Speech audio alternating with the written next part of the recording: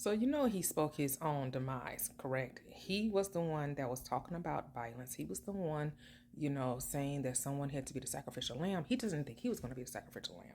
Now, I didn't really know this man, right? I'm just becoming aware of his politics and his stance and his, right wing propaganda and his, all of that. I didn't know who this man was. But now I'm getting more information about him since, what happened to him is worldwide news. What I do know that this world is mental.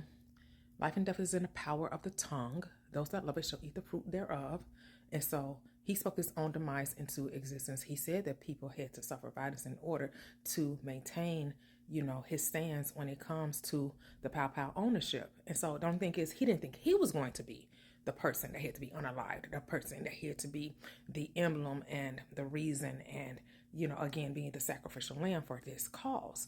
So this just goes to show you, you could talk that talk, but you better be able to walk that walk, because whatever you speak into the ethers, into the atmosphere, into your life, whether you're speaking about others, because there is no others, we tell you, everyone is you pushed out. When you speak that type of language, all you're doing is causing calamity to come upon yourself.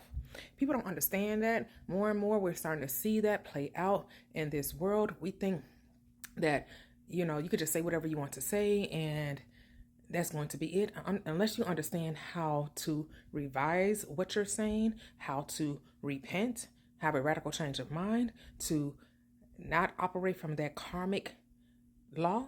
Because he could have thought differently. He could have changed his tune. He could have understood, but he didn't. And, I know a wife and children, parents, this man has left behind, and as he transitioned and going on to another dimension, his family just needs to know he brought this upon himself.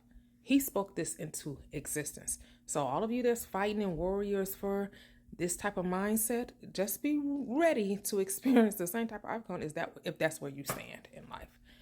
That ain't my reality though. That ain't my world.